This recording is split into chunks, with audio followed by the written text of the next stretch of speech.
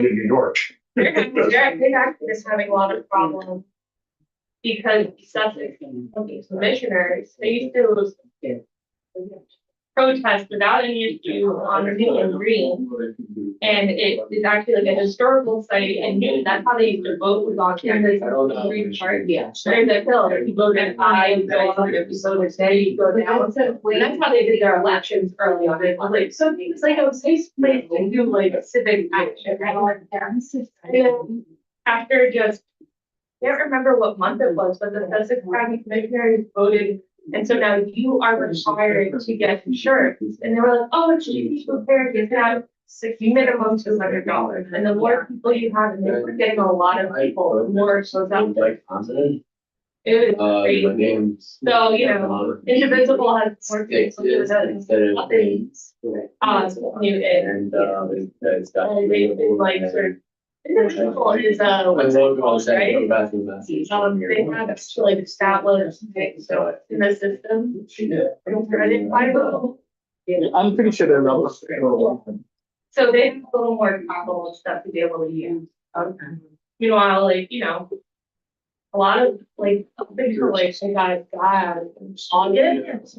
Zero taking everything out of pocket. We're these like $600 for like one day. Okay, but not the one, but you know, we all chipped in together. It wasn't just like one of us. It's like, no, we'd all try to throw 20. This is.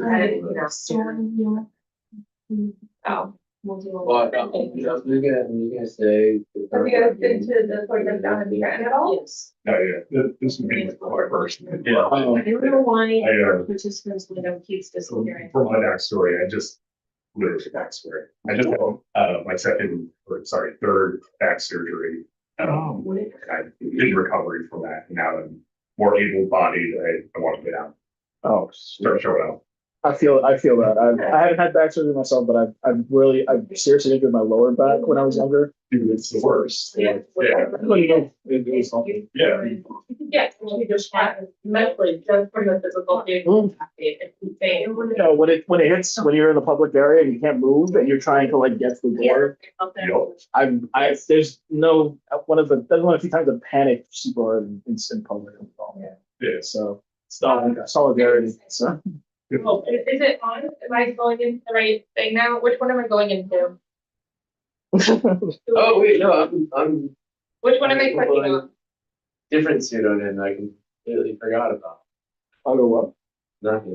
I think No, I'm. you commented into the chat that everyone was waiting in. This up, right? The one that we're supposed to be in has this up. When I click on live, this pops up now instead of Andre. So we're good, right? No, No. the station. Oh, you know. That has 4 waiting in Yes, that's correct. it is this. Which is Yeah, not that's what what yeah. That's not what we're looking at. That's No, not- that's not. Andre's up in the corner and yeah. Oh my God. The one that's feeding is the live. I clicked on live. The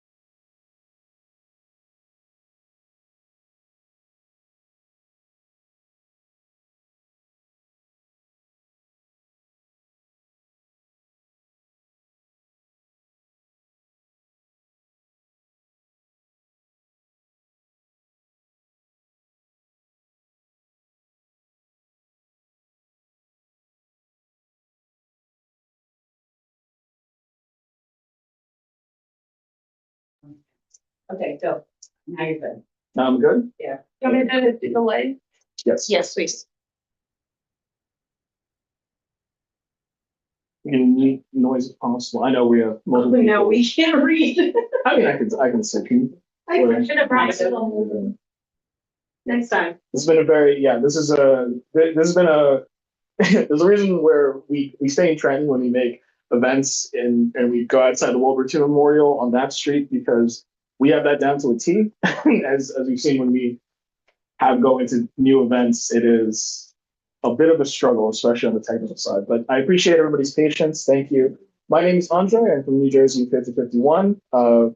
I'm here with y'all today and my fellow co-organizers to talk about Mutual Aid 101, to do a bite-sized sort of presentation of mutual aid, its philosophy, and some basics about creating the networks that we've seen through history that have filled in for gaps for that charity and government has left. My name is Andre. With me today is Phoenix, who's a co-organizer, and we have several other volunteers, co-organizers in the room. I thank you for helping making this possible. Thank you very much. So I ask that you keep your questions to the end. We'll have Q&As at the end, and we'll be happy to answer everything you have then. I believe everybody should have pens, pads at the very least, and pens. So just write your questions. We'd be happy to field those later. We also have live streams going, as you saw us trying to work through, as well as Zoom. So we'll be fielding questions from there as well. So thank you very much. And without further ado, we shall get started. Hi, everybody. As Andre said, my name is Phoenix. I want to first define for you what is mutual aid, right? Mutual aid is a deceptively simple concept. It is essentially a solidarity-based system of aid where everyone gives what they can and takes what they need. This differs from a lot of other, we'll talk later about how it differs from charity and NGOs and nonprofits, but it is basically a network of people helping people, right? And it's community-based. It's based in networks of people, individuals who have resources to share. It might be time, it might be energy, it might be material resources. It could be food, it could be a ride somewhere, it could be support, it could be shoveling a wall.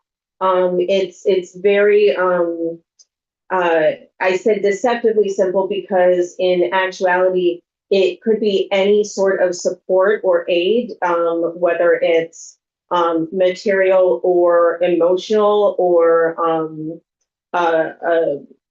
any other kind of support that is within the community, person to person.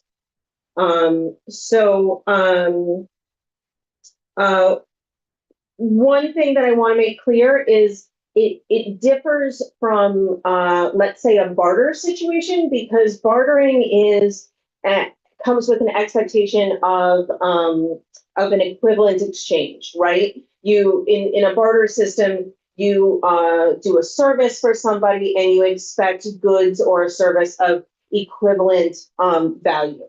All right. In mutual aid, there is no value judgment on anything. Like I said before, you give what you can and you take what you need. So you might be able to give time, but you might need food or a ride somewhere or something like that. So everybody in the community bands together to sort of fill the gaps in what society doesn't provide, what government doesn't provide, charity and whatnot, all of those voids and those vacuums that are left by those systems. This is community coming together to meet those needs, right? I also want to point out that mutual aid is probably one of the oldest human practices. Mutual aid is essentially how we all lived before we ended up with government and feudalism and capitalism and all of these systems that place value judgments and barriers to access to things based on criteria, right? There are no criteria in mutual aid. Which kind of stems into the philosophy of mutual aid, right?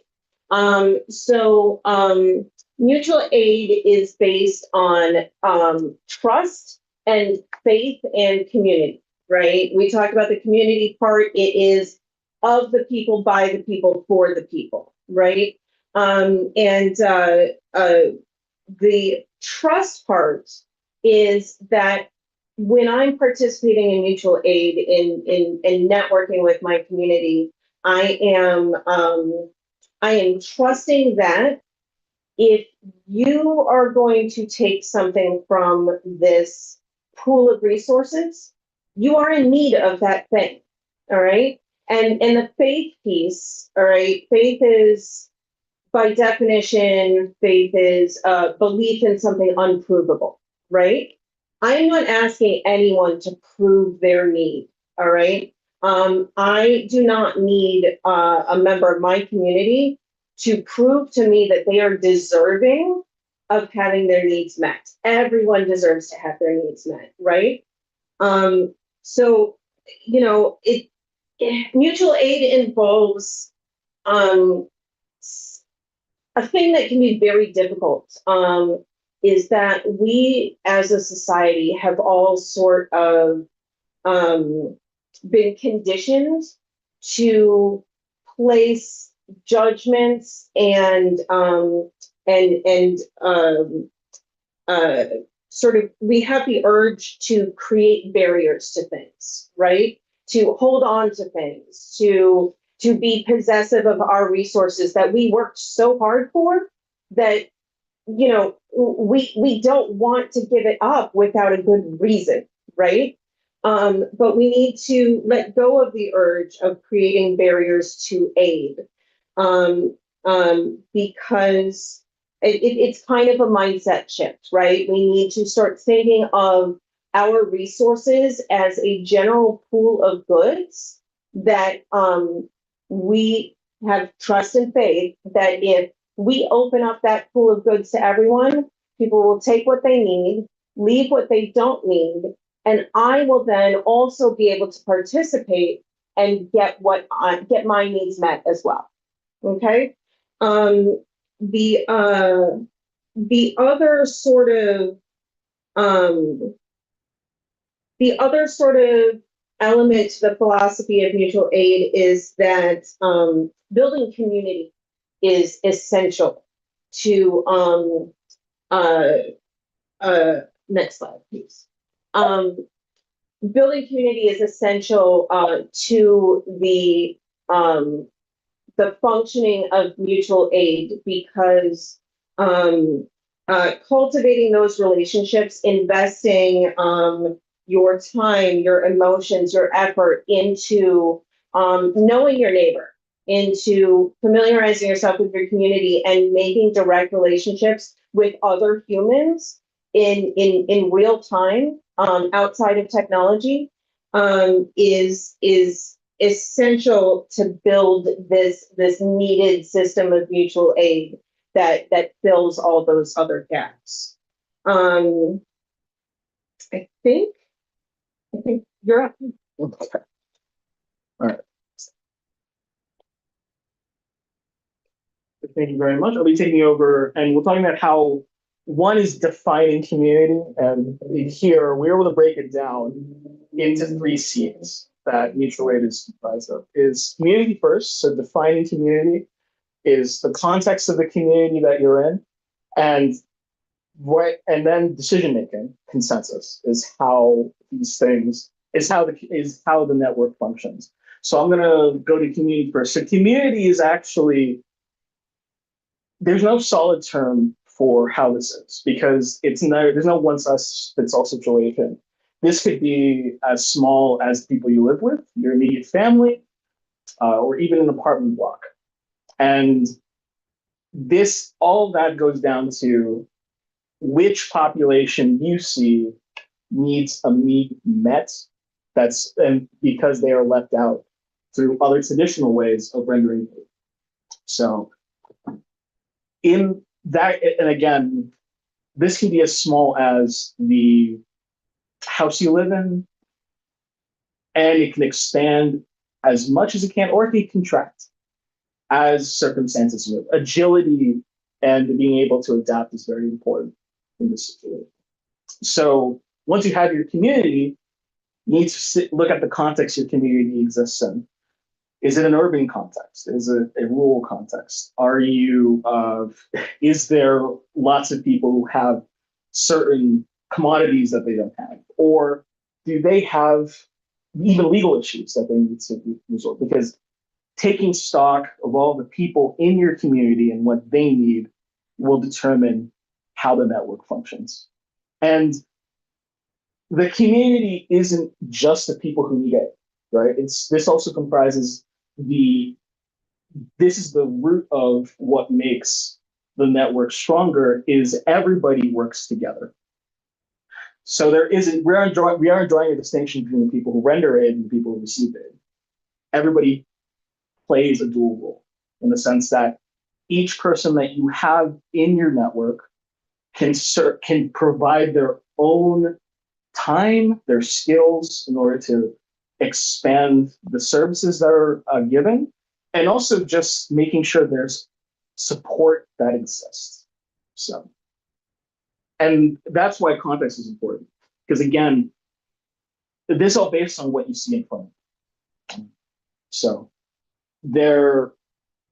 all of the aspects of community, all the little things that you identify through continuing to engage with the individuals in the community, right? This is why faith, trust, and solidarity is important. You need to constantly invest in your community. You're going to hear that word a lot, by the way. I apologize, but it's central to this conversation.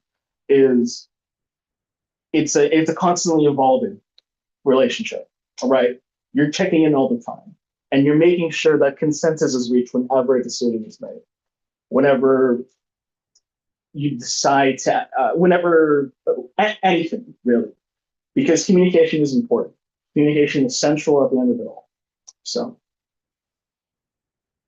and again, the opaqueness of this sort of template is by design because it gives all of the decision-making power to the people on the ground in that said community, because you know what's best. You know what's best in your situation, what resources need to be given, what support needs to be given. Maybe somebody needs childcare done. They need their kids taken care of while they go to work or while they go to school. Maybe they need someone to go with them to a doctor's appointment, right? All of these things encompass mutual aid, which is why, again, the context is important. What do people need? Like when the metal meets the meat, when everybody is going through their daily lives, everybody goes through that sea of indignity, right? You're running through life, all of these things are happening to you, and people need support. And that's where mutual aid comes in. Because as we'll cover later, charity and government programs aren't equipped to be as malleable and to be able to be as agile to adjusting to all the little things that you need. So again, voids, wherever these programs are deficient, and whenever people need support, that's where mutual aid steps in. So you need to meet people where they are. You need to be able to communicate with these people and need to have clear lines of communication, which is incredibly important for keeping this thing going. So, and again, the opaqueness is necessary because it becomes obvious once you start organizing on the ground. What becomes possible and what is impossible becomes very clear because you have a knowledge of all the resources in front of you and what people need what day. So.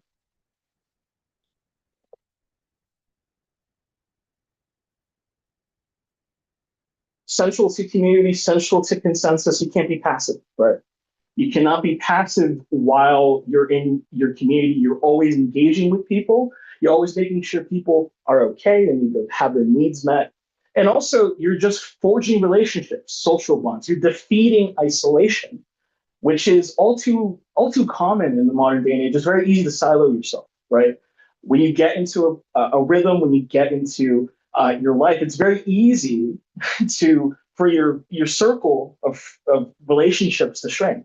And that's the thing that's at the heart of what we're trying to combat here, even beyond the material need, is we're creating connection. Everybody is outside. Everybody is saying hi. Everybody in your community looks out for one another. You have that person who's watching your back, those multiple people watching your back. And from there, that's where the magic happens. That is the glue that keeps everything together. So we also need to recognize, like I said, consensus, right? Everyone needs to be ready for conflict resolution. When people disengage with people, and this is sort of in America where we have this sort of individualistic mindset that gets reinforced upon us. Like everybody knows about the American dream, everybody knows about the rugged individual. That is something that's told to us all the time when we're growing up. The power of the individual. Well, my response to that is it takes a community to care for a child. It also takes a community to abuse a child. And part of that is through isolation. So defeating that and creating social bonds is important.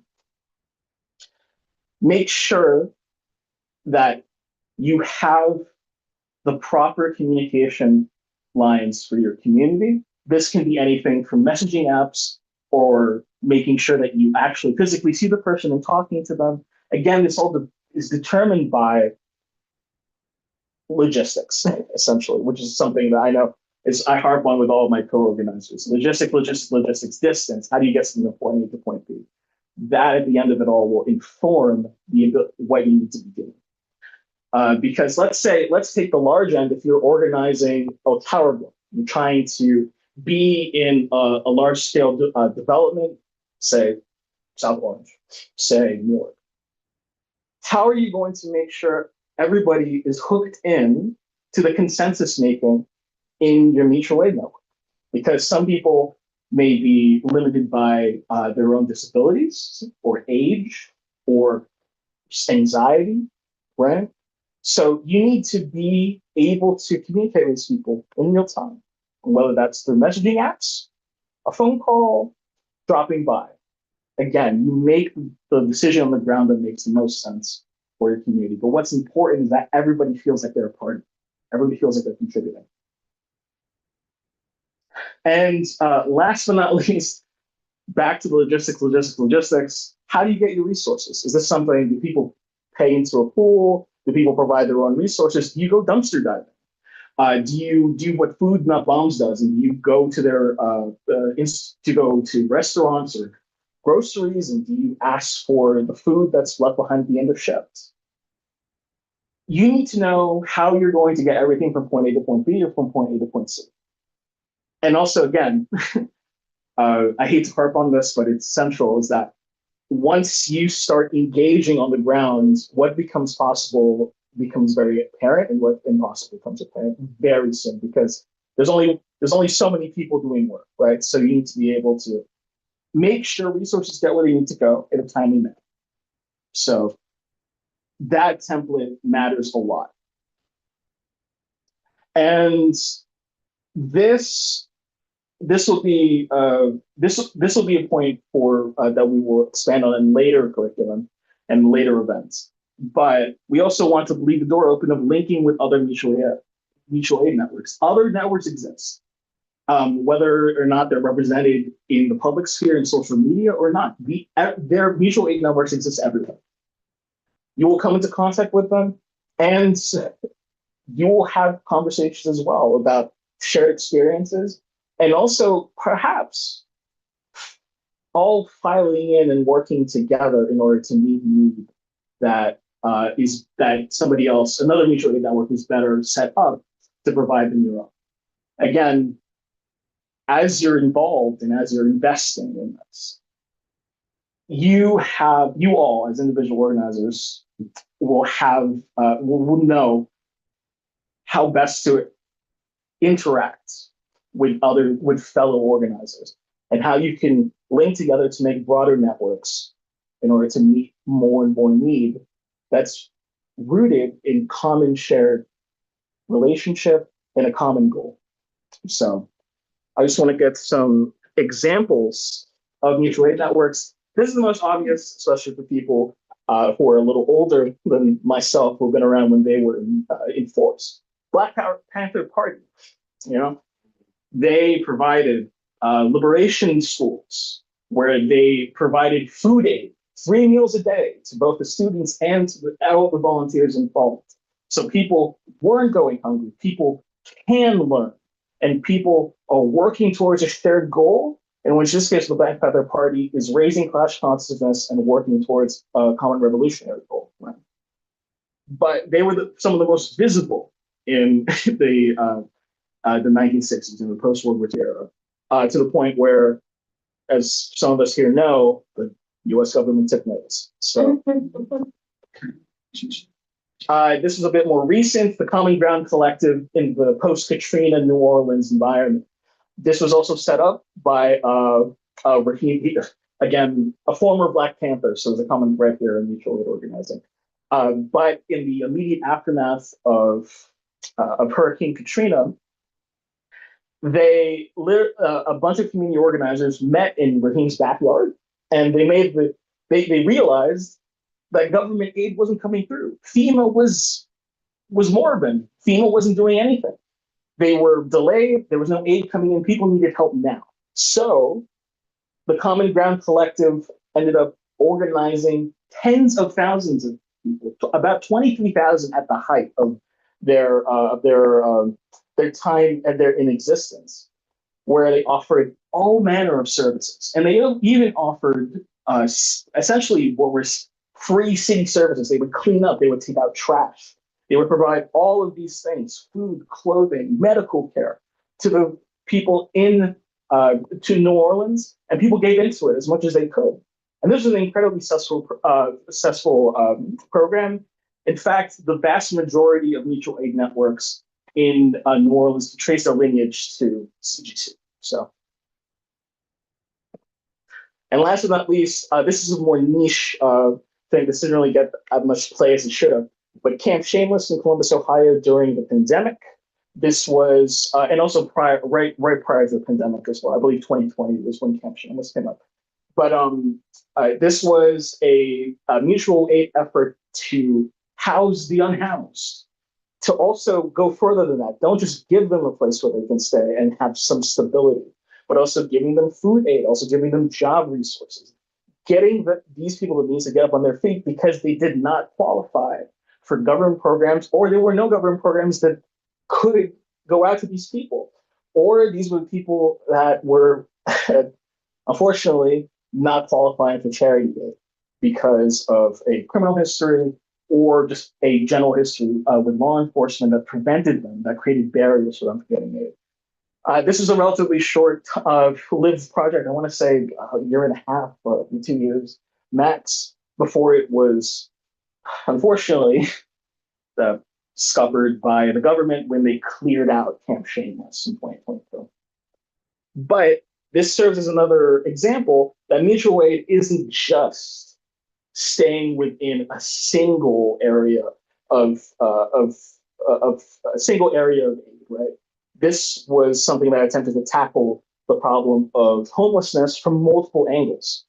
And this was all powered by people in the community in Columbus, as well as the unhoused themselves, who worked hard to make this possible. I'll pass this. Okay. Yeah. So that kind of leads us into the fact that okay, so aside from mutual aid, there are organizations out there who are doing good work, valuable work. Organizations that we would categorize as charities, NGOs, nonprofits, and also assistance programs provided by the government, either at the city, state, or federal level. Welfare programs, assistance programs. But the difference between all of those systems and mutual aid as a specific effort and philosophy and system is that all of those other methods of delivering aid um, in some way or another leave people out. Okay, they're exclusionary. They create voids rather than addressing a problem as a whole. Sometimes they do things like okay, so most of the time these programs, these systems, charities, they have some sort of requirement or criteria to receive aid, right? And that's justified by the fact that they don't, the programs don't have enough resources to help everybody, right? So they have to figure out a limitation to put on it. The problem is that that limitation inherently excludes somebody in need, okay? That might be because you don't meet an income sort of definition, or you're not geographically in the right area. But sometimes that's also happens in situations. You might have heard the term a perfect victim, right? There are organizations that specifically help various demographics that deserve to be aided, right? Victims of domestic violence, victims of hate crimes, and I want to emphasize, these programs do good work, and we are not saying that there is anything wrong with those, okay? But they do inherently, in their system of delivering aid, exclude people from those resources, right? And the idea of a perfect victim is that often these programs can be alienating. For instance, the domestic violence victim who cannot get aid from that program because they also have a criminal record. And they're not allowed to receive the aid if they have a criminal record. So they have to be perfect and the right kind of victim in order to receive that aid. Again, it's important that these groups do their work, but we need programs like in networks like mutual aid to fill those gaps and those voids that exclude people from receiving those resources. That's the sort of the main issue with all of the aid. Why there are so many vacuums, so many voids of people in need who are not or cannot be served by existing programs and existing systems, whether it's government or nonprofit, is because of the requirements for proof of eligibility. There are people who simply don't check certain boxes and are left in the cold. So we want to address, with mutual aid, we want to address all of those issues where there are exclusions. And that's why we need what we talked about earlier, the faith and the trust in allowing a person, allowing the individuals around us to declare their own need, and trusting that there is value to that, and not layering on our own judgment of whether we see the need or not, in order to be able to have that person be able to receive the resources that we are trying to provide.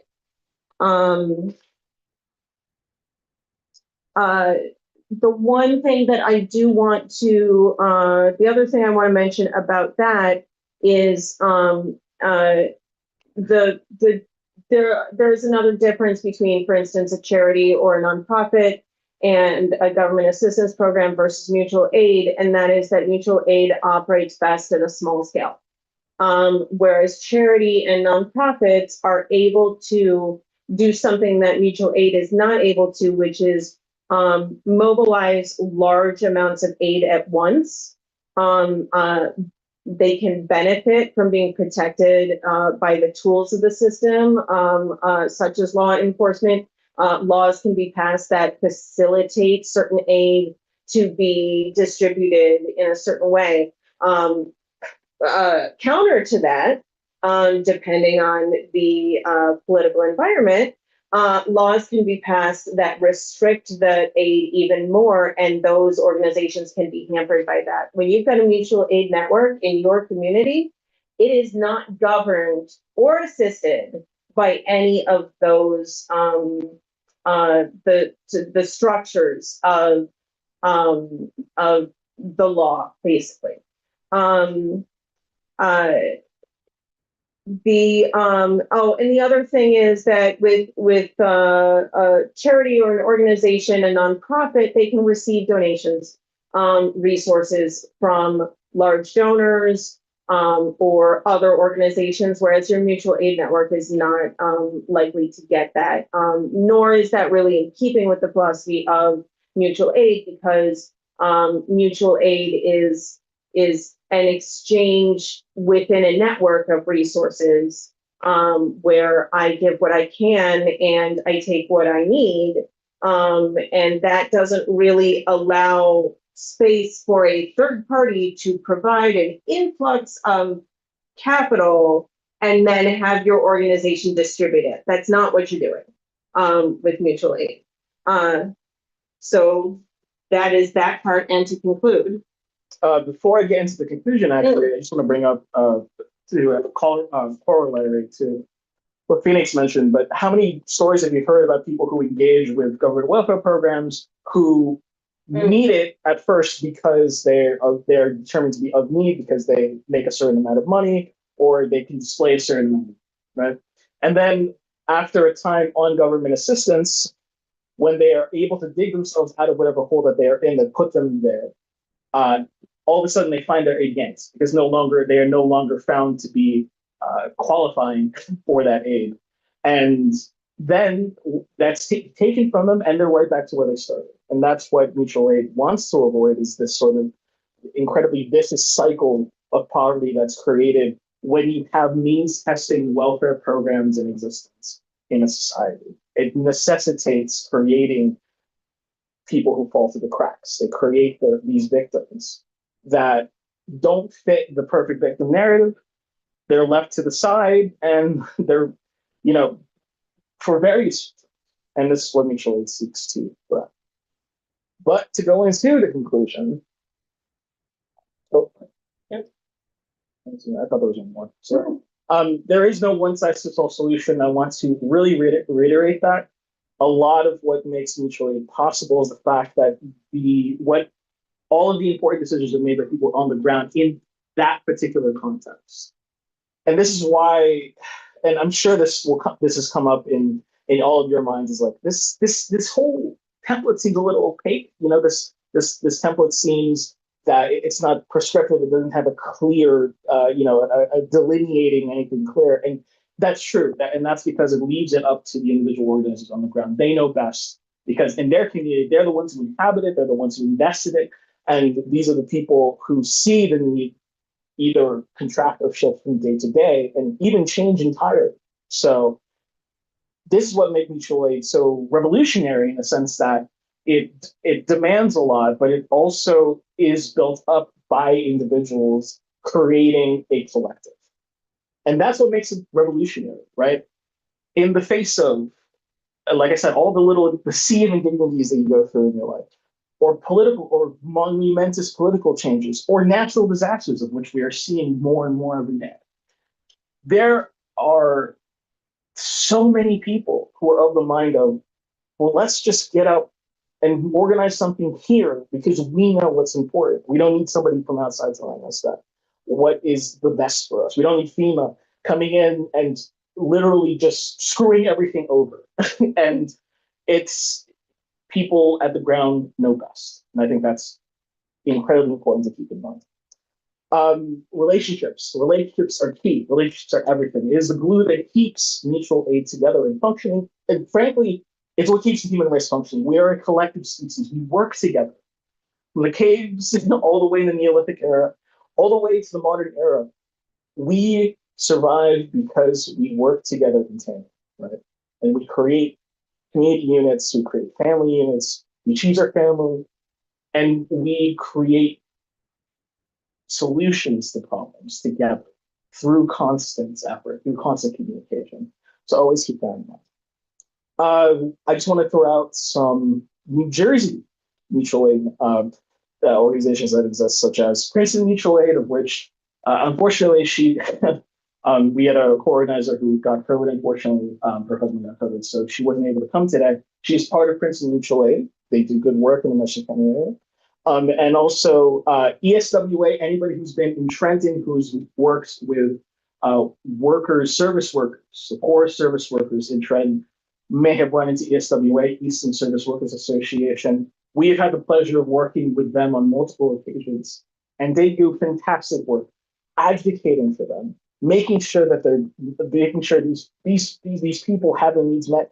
And not just that, but giving them the means to come together in their communities to meet their own needs and to meet the needs of others. Giving them the tools and philosophy and the work ethic and the power and space in order to give some agency to their lives. And last but not least, and I know Jess, wherever you are, she's a big booster for this because she's an important part of this organization, but Resistencia en Acción, Resistance in Action, which is a migrant advocacy group that does great work. Hey, that's what I'm saying. Yeah, so Jess is part of Resistencia en Action. So she, I mean, if you want to talk to her afterwards, she's been in rapid response. She has gone to the meetings. She has spent hours. I've been with her.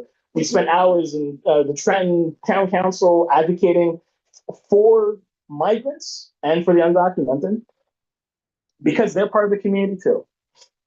And that also just to show mutual aid is not just meeting food aid, not just meeting basic things like that, but also providing legal assistance, providing legal support, making sure they are not taken from ICE when they go to their immigration, go to their court dates, right? It's emotional support, it's solidarity at its purest form. So again, so is there anything you want to add, Phoenix, before we go to Q&A? No, that's it. I think we're ready to take any questions you might have or open the floor to discussion. If you've got anything, any thoughts you want to share on it, I'm going to turn on the light at the back of the room real quick, and we can chat. Yeah. Well, thank you very much. Thank you. Yeah. All right. So, if you want to, I mean, if you just want to yell out, yeah, right there. A lot of mutual aid that we have. I'm sorry. Sorry, yeah, we have a question. Yeah. A lot of the mutual aid that we already have is the organization. Is there a way to have a clearinghouse? If this organization has eligibility requirements, but this one doesn't. Is there a way to get a clearinghouse going of these organizations? So there's not a duplication of effort.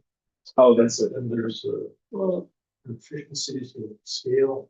There's also There. So just to repeat, the gentleman's question was about: is there a clearinghouse that exists? Let's just say in Central Jersey, or do you want to put a geographic or wherever you want to limit the geography? It makes sense to have limited areas.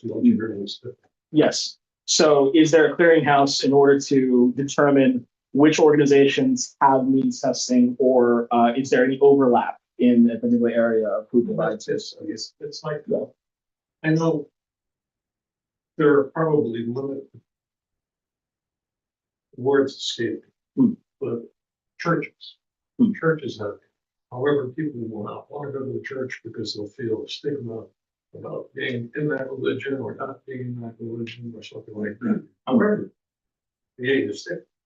Yes, if it's needed. Yes. If you bypass these polarizations, in other words, like Rise, I do a lot of stuff through Rise. I love Rise. Rise does good work. And it's an efficiency of scale. Because, they take care of lots of it. Yes, yeah. And also, correct me if I'm wrong, but I believe Rise also they have case managers, so each person goes in, it like interfaces with somebody specific, so they know what their need is. That's a good question, and I think that's one of the so one is their clearinghouse. Not to my knowledge, I know there are websites that allow you to identify mutual aid networks in New Jersey. However, I think Jersey Mutual Aid, if you Google that, I believe there's like a map that they offer of mutual aid networks like around the country, really. Mhm. But these suffer from the fact that they need to be updated because there's so many more mutual aid networks that exist that aren't represented on these things. And that's because, and I think that's one of the chief challenges of mutual aid is that of visibility. Once, like, if you're not in the community, it's very difficult to be able to identify where these networks are unless they advertise themselves. Most of them, they don't do that much advertising in my view. So it's short answer, it's a work in progress, and I think these networks are aware of that. I know Central Jersey DSA has a mutual aid group that is trying to find sister organizations throughout Central Jersey specifically in order to liaise with them, in order to do more work with them. I know Food Not Bombs has been around for God knows how long and is always in the market of doing that. But because of how the way that these networks are brought up and that they function, there's a gap, shall we say, in the mutual communication between groups, which I think will resolve itself as people come into contact with more people. But also, to your point, it represents a need for a more accurate way of keeping this information. I know because I've been going back and forth to Newark. I know Ras Baraka's administration has been working on an aid site. This was when SNAP was in more clear danger. But they were working up a website in order to where you basically put in where you live and it would give you a list of groups. But this wasn't necessarily mutual aid. This was also this is everybody in this nonprofits, NGOs, everything.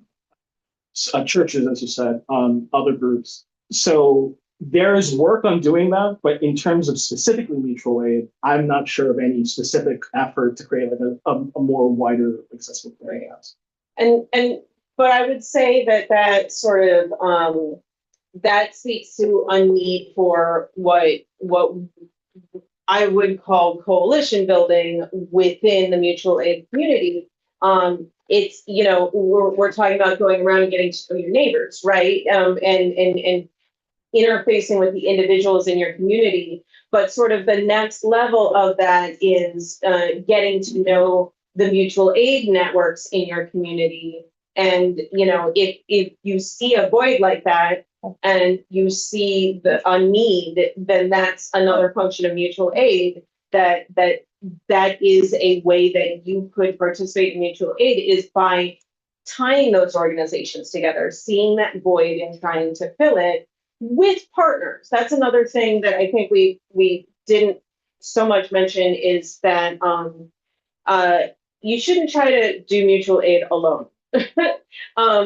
Partly because, you might have one community member who's interested in being active, who is particularly good at talking to people and building community, or another person who's particularly good at logistics and figuring out how we're going to store and distribute resources and do the IT part of keeping everybody in touch. But those two people are not likely the same person. They're not likely, you as an individual are not likely to be all of that.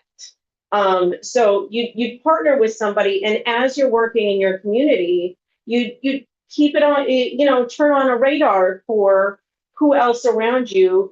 I'm trying to fill this need before I put my time and effort into filling this need. Let me see who around me might be doing this.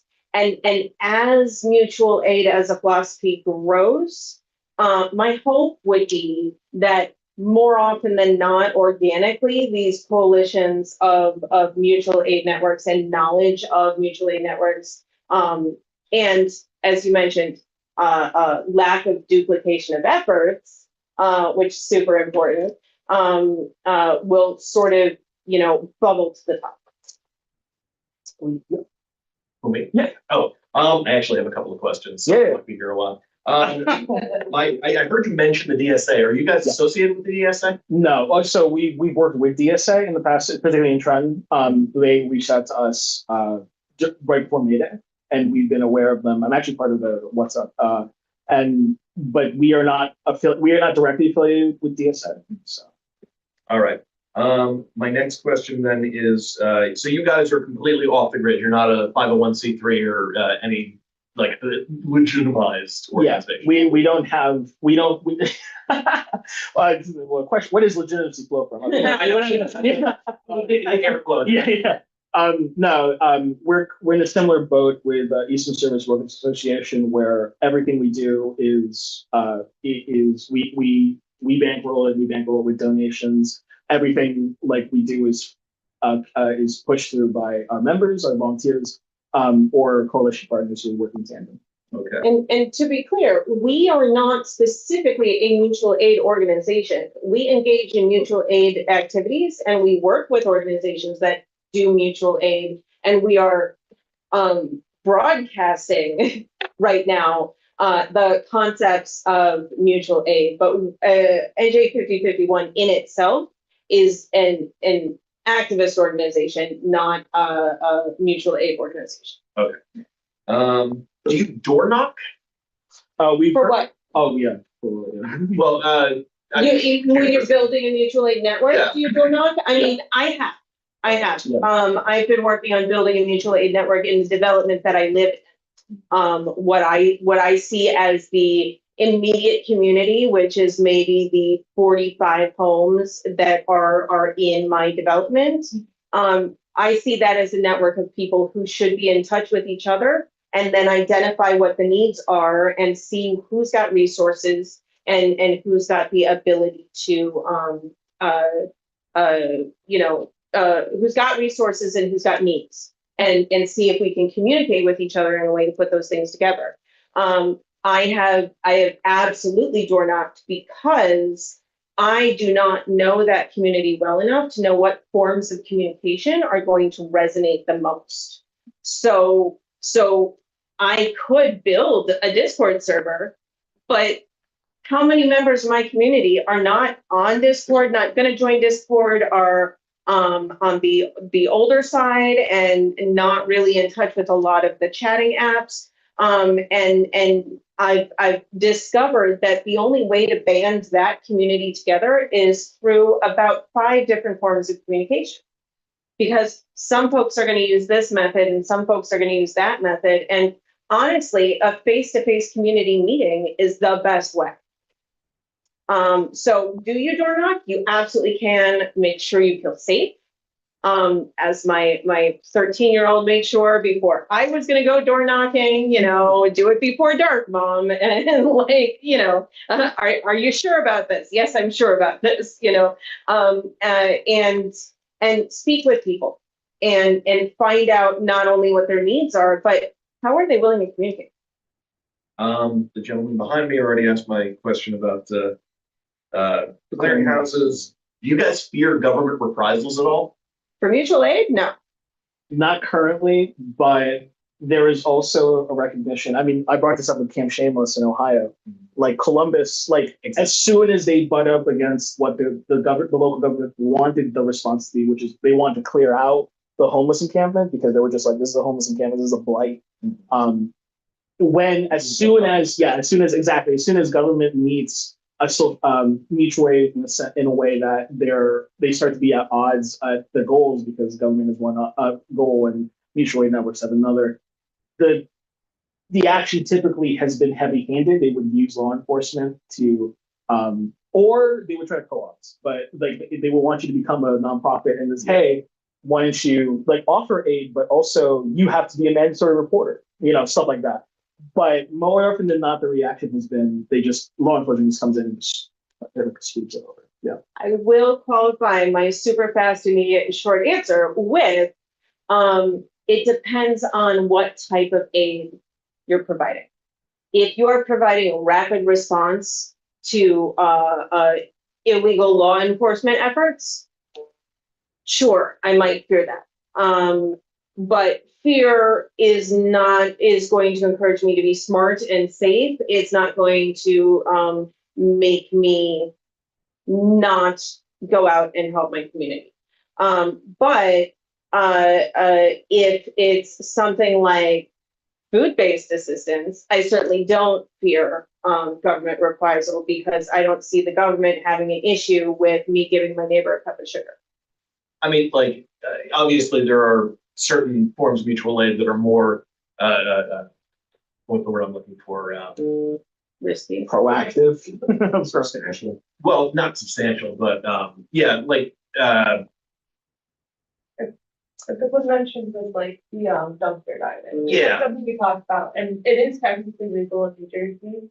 But if there's no trespassing sign, if the town itself has an ordinance against it, you have to like do your research. And it's Yeah. also about assessing your risk and knowing that you need to be around to be able to provide mutual aid.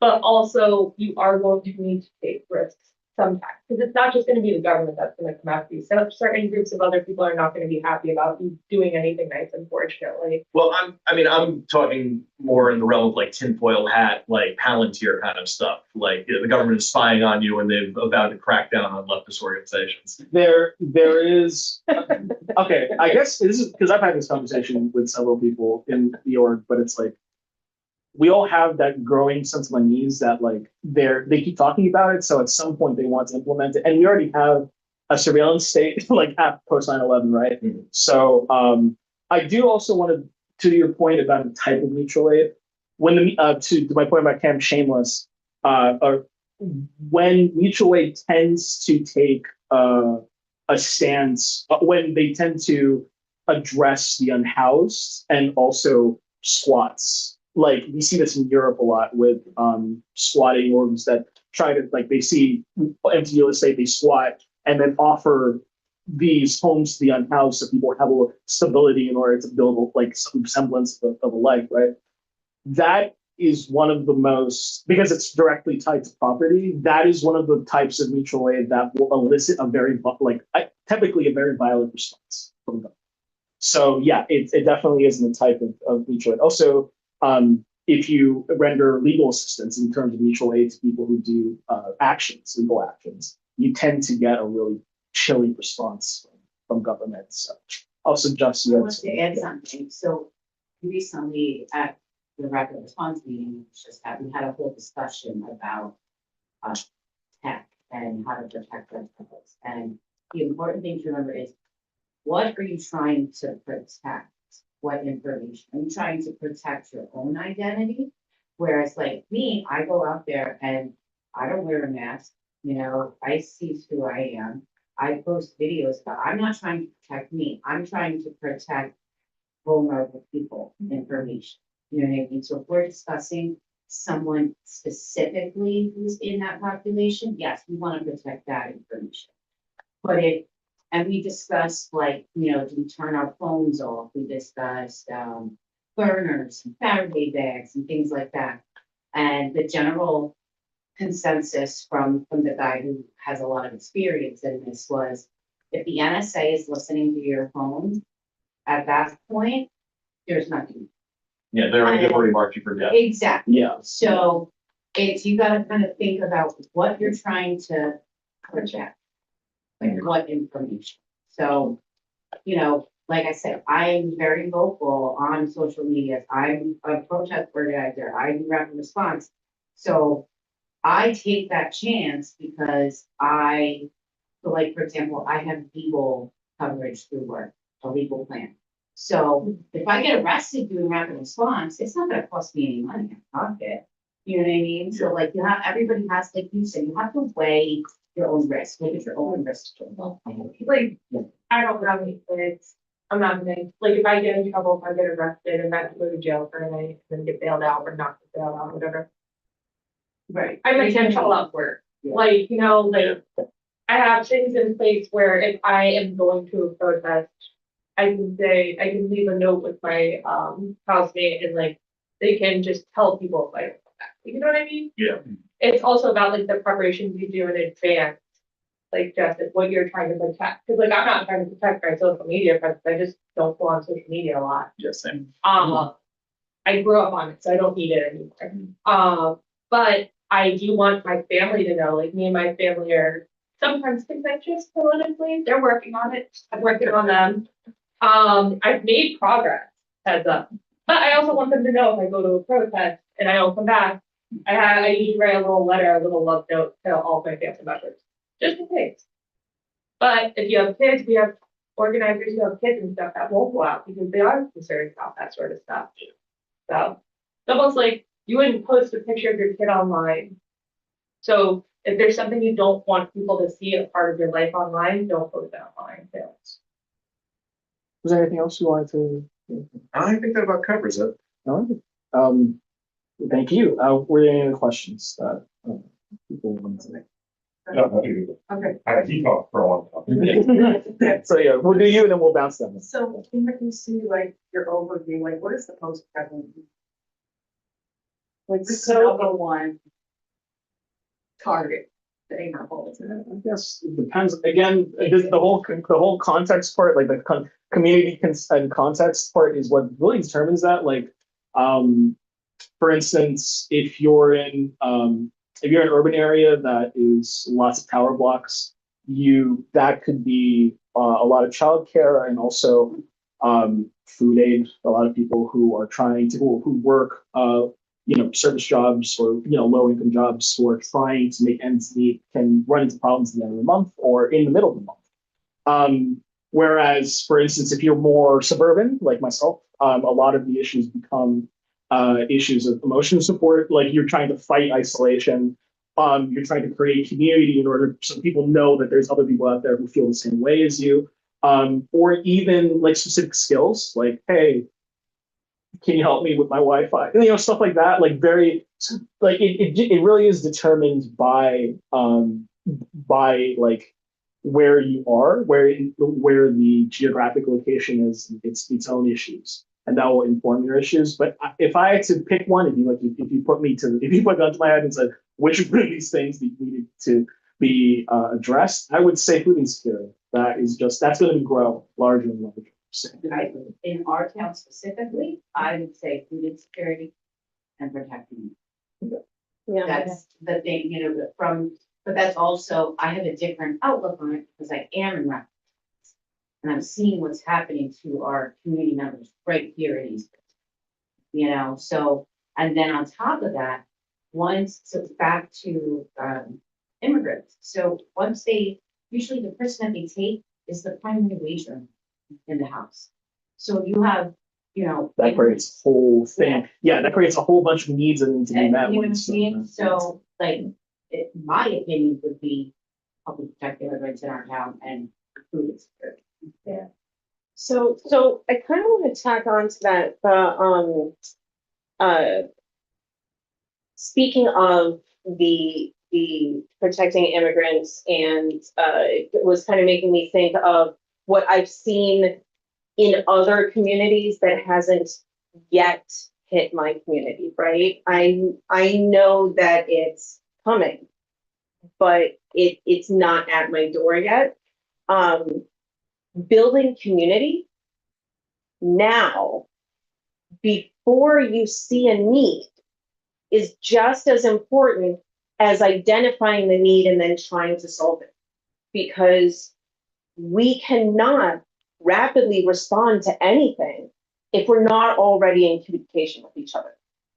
So not only if you see a need, but if you anticipate a need, if you think there might ever be a need, build the community now so that you can have communication with your neighbors, with your community in the future when the need arises. And it could even be related to natural disasters, things that are not politically based right now. You know what I mean? Like Hurricane Sandy, I lived in East Windsor, and I had no power for 10 days after Hurricane Sandy. You know what I mean? So it's also a good thing to prepare for is natural disasters, the grid going down, electricity. You never know there could be a cyber attack on our electricity grids, you know? Massive solar flares, anything, really. We're back to the tinfoil hat. I mean, as a Filipino, like the homeland got struck twice by typhoons. Like we got hit by Bulamaga, and then we got hit by I don't even know its name, but like that's something that I see. I mean, I was in the middle of one of those either, and we didn't have power for 2 weeks, and the water level was to the point where cars were floating through the street, and like natural disasters is something in particular, especially if you live near a source of water that can overflow really easily. It's something to build up a capacity that, or at least a very least understanding of how, again, a proactive understanding of how you would act in that situation. So, It's something that can outlast the political. You know what I mean? That everyone, that even like if you're trying to get your community is mixed, maybe you're not in a blue town or blue town, like blue state, like we are in here in Spencer. You know, you could bring both sides together by saying, we're trying to, mutual aid to protect everybody, for, you know what I mean, because a natural disaster is gonna affect everybody, whether you're at work. So. was there any more? Are you any questions? Oh, okay. So you and So I've got kind of a very vague question. all of them. That leads to a lot of talk. And it sort of goes to what she was saying before of communicating with your family who you might not be able to agree with all the time about everything. I guess my question is, how do you effectively communicate to people who strongly believe that aid should come with limitations and qualifiers? Man worshippers. Yeah. I would, go ahead. Was there more to it? The only thing I add to that is like, because for me, it seems obvious that we should be helping people regardless of what's happening to them or what their situation is, because helping people is just good.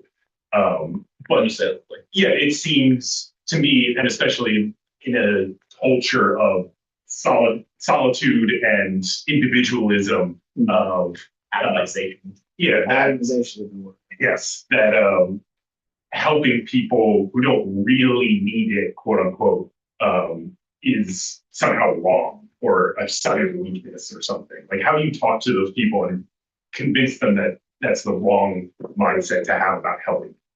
So I have a couple of thoughts. I think you probably do too. But I mean, among other things, try to find common ground.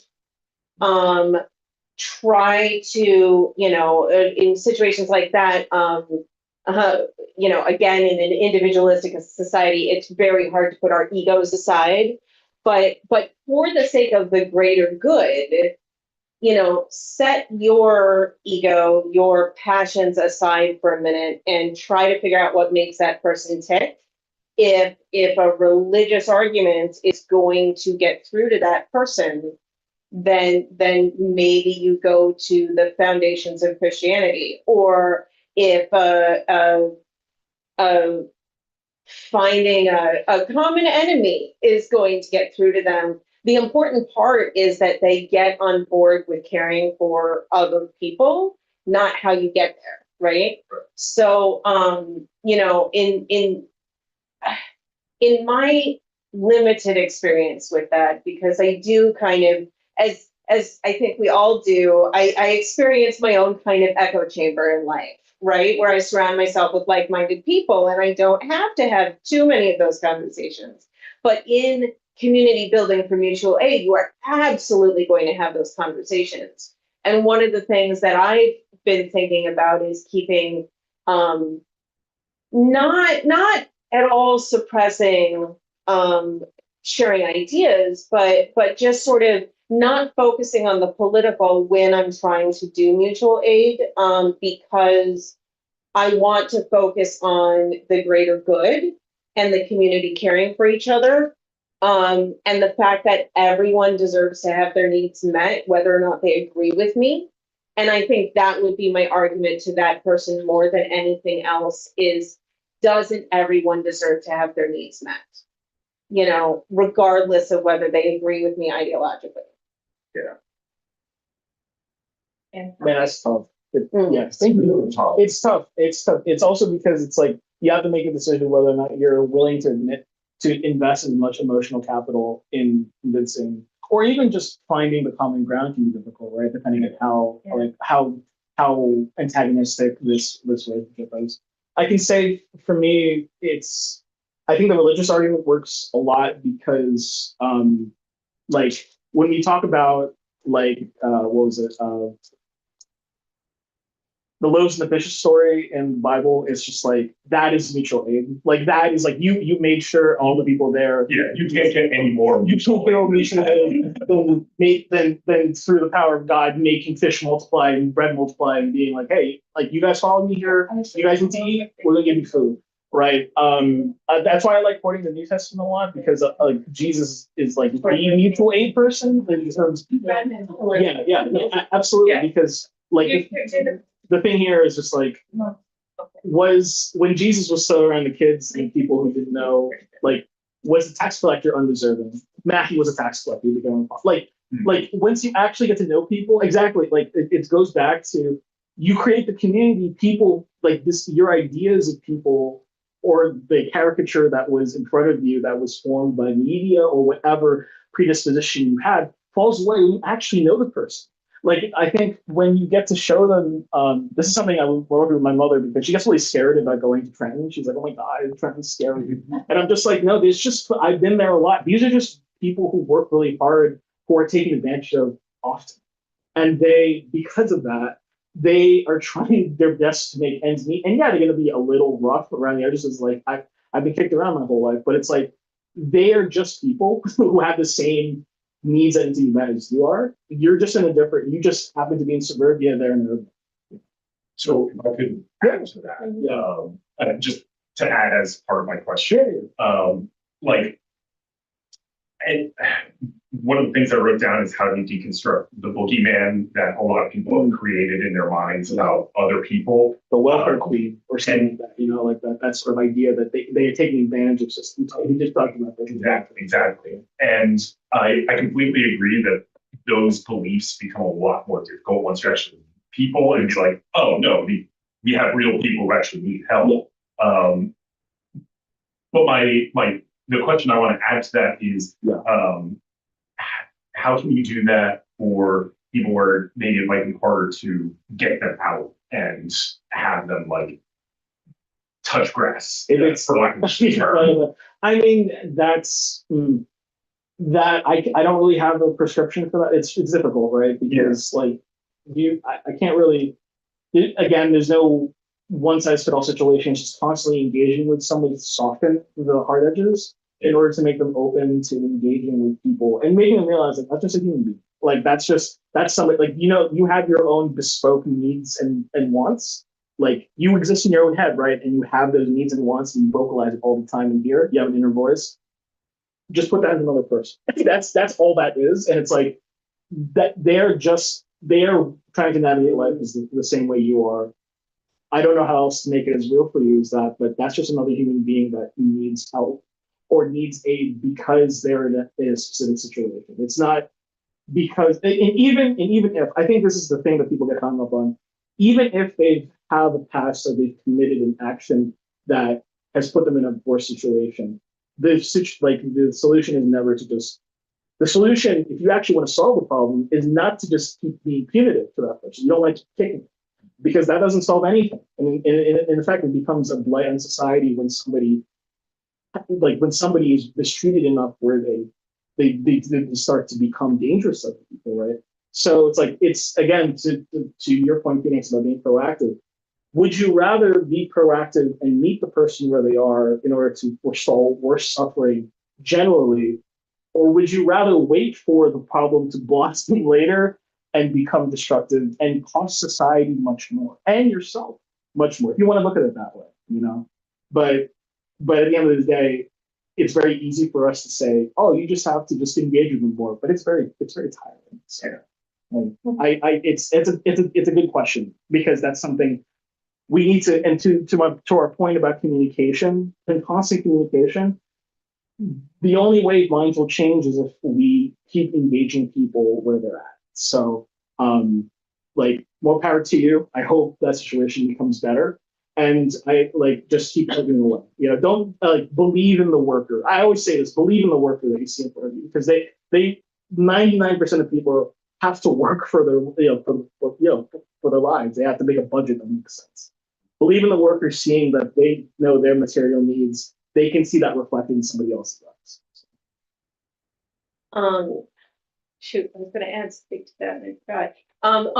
About the emotional toll of those conversations, though, a little bit aside from mutual aid, but part and parcel of all of this and making it sustainable is just don't forget that self-care is a form of resistance.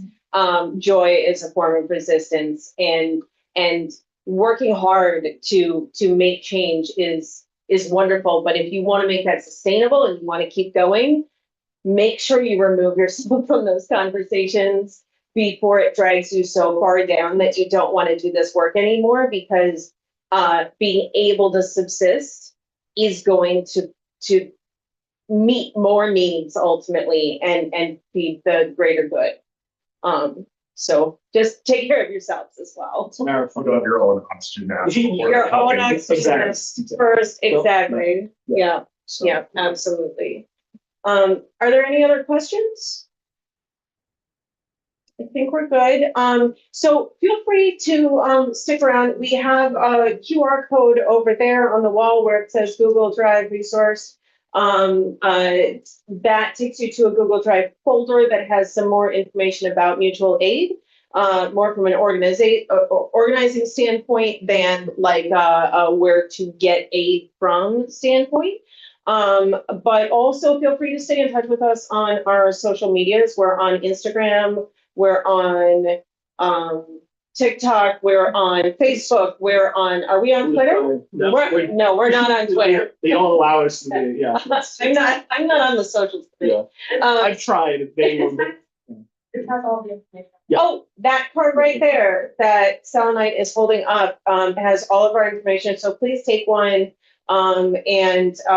If anybody you talk to after this is interested in some of the content, this video will be posted on our YouTube. So so you can share this with your communities. All right. Thank you so much for coming, everybody. Remember, care and compassion is revolutionary in a world that tells you to do otherwise. And that's what we're in right now. So Absolutely. let's keep going, all right? Thank you. Thank you, everybody. Also, thank you for bringing signs. I know it wasn't a protest, but you'll get to use them very soon. Don't worry. Yeah. There's another case involved. Oh, okay, good. Next weekend. Next weekend, perfect. Yeah. Yeah. Keep it going. Resolved by then. Yeah. Yeah, it's also their partner on the 22nd, right? Yeah, 22nd. Yeah. We're closer to all. We're in County, the one area. Right. I would think if it was. Yeah.